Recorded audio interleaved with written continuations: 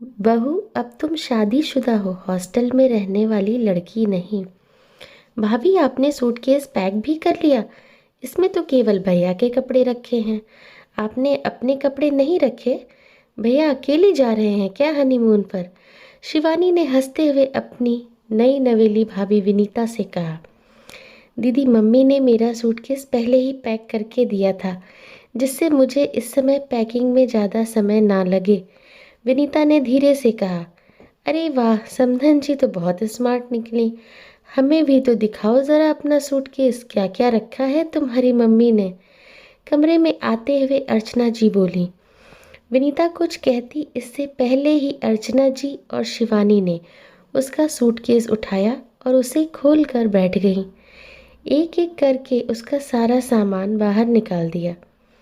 बहू, अब तुम शादीशुदा हो, हॉस्टल में रहने वाली लड़की नहीं। अपनी पैकिंग यही सोचकर करनी चाहिए थी। समदन जी को भी अक्ल नहीं है। बेटी की पैकिंग करते समय उसके शादीशुदा होने का ख्याल रखना चाहिए था। मम्मी जी, लेकिन इस सूटकेस में क्या कमी है? विनीता ने विनम्र भाव से पूछा। इतना तो उससे समझ आ गया था कि सही मायने में वो ससुराल में ही है, जहाँ बात बात में सास ननद बहू की कमी निकालने को तैयार रहती हैं और साथ ही उसके मायके वाले को भी नीचा दिखाया जाता है। अब ये भी हम ही बताएं। देखो, इसलिए सूटकेस में एक भी साड़ी और सूट नहीं है, केवल जीन्स और टॉप ही रखे हैं। और ये कैमरा, इसकी क्या ज़रूरत है? अब तुम शादीशुदा हो, बार बार ये याद थोड़ी ही ना दिलाऊंगी। ये हैट और गॉगल और जूते शादीशुदा औरतों पर अच्छे नहीं लगते। बहुत हो गया हॉस्टल के हिसाब से रहना, अब घर के हिसाब से रहना सीख लो। और ये सब क्या? तुम्हारा सूटकेस अलग और समीर का सूटकेस अलग क्यों पैक करना? इतने सारे कपड़े लेकर जाने की क्या ज़रूरत? कहीं खो गए तो एक हिसाब सूटकेस में दोनों के कपड़े रख लो। अर्चना जी मुंह बनाकर बोलती रहीं। मम्मी, ये टॉप मुझे बहुत अच्छे लग रहे हैं, क्या मैं ले लूं? विनीता के दो टॉप उठाकर शिवानी बोली। हाँ हाँ, क्यों नहीं। अब बहू तो ये सब कपड़े पहनेगी नहीं, तो क्या होगा उनका। तुझे जो पसंद आए वो ले ले। अर्चना जी खुश होते हुए बोली। माफ़ कीजिएगा मम्मी जी। विनीता ने शिवानी के हाथ से दोनों टॉप ले लिए। ये कपड़े मैंने समीर की पसंद पूछकर स्पेशल हनीमून के लिए खरीदे हैं। मैं अपने कपड़े किसी को नहीं दे सकती। रही बात मुझे वहाँ कैसे कपड़े ले जाने चाहिए, तो मैं वहाँ किसी ससुराल में नहीं जा रही, अपने पति के साथ घूमने जा रही हूँ, जहाँ हमें एक दूसरे को समझना है, जिसके लिए हम दोनों जितना कंफर्टेबल रहें उतना अच्छा है।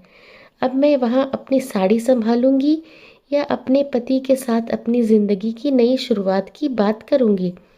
और ये कैमरा जो है ना, वो हमारे इन खूबसूरत पलों को संजोने के लिए है, जिन्हें देखकर हम हमेशा अपने आप को तरोताज़ा महसूस करते हैं। वो यादें कुछ हमारे अंतरंग पलों की भी हो सकती हैं। और ये गॉगल और हैट खूबसूरती के साथ साथ हमें धूप से भी बचाते हैं। ऐसे ही नहीं मेरी त्वचा इतनी ग्लो करती है। और मम्मी जी, आप मुझे तो कह रही हैं कि शादीशुदा औरत हैट गॉगल ये जीन्स टॉप नहीं पहनती, तो दीदी भी तो शादीशुदा हैं, वो ये सब कैसे पहन सकती हैं? क्या वो सासू माँ से छिपकर चोरी छुपे ये सब काम करती हैं? क्या जब वो अपने हनीमून पर गई थी तो केवल साड़ी और सूट ले गई थी? और मम्मी जी, आप सबको तो पता ही है कि मैं हॉस्टल में रह चुकी हूँ, तो मुझे पता है कि मुझे अपनी पैकिंग कैसी करनी है। एक या दो कितने सूटकेस लिए जाने हैं? हॉस्टल में तो मेरे कोई कपड़े खोए नहीं। मैं भी आज के ज़माने की स्मार्ट लड़की हूँ।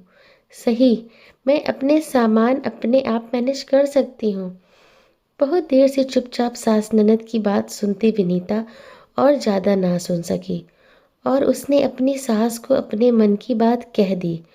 विनीता की बात सुनकर अर्चना जी और शिवानी का मुंह उतर गया, लेकिन उन्हें समझ आ गया था कि बहू पर रोब चलाने के उनके कोई बहाने नहीं चलेंगे, क्योंकि आजकल की लड़कियां समझदार हैं। जैसे ननद को खुली छूट मिली हो, वैसे ही उन्हें भी चाहिए। अपने घर के रिवाज के नाम पर बहानेबाजी करने से कुछ भी हासिल नहीं होगा। हाँ, बहू की नज़रों में खुद को गिरा ज़रूर लेंगे। इससे अच्छा है बहू को भी इंसान समझा जाए, जिससे उसके मन में हमारे लिए सम्मान बना रहे। दोस्तों, यह एक सुंदर सी कहानी आपको कैसी लगी कमेंट करके बताएं। कहानी पसंद आई तो प्लीज़ लाइक करें, चैनल पर नए हैं तो सब्सक्राइब करें। Thank you.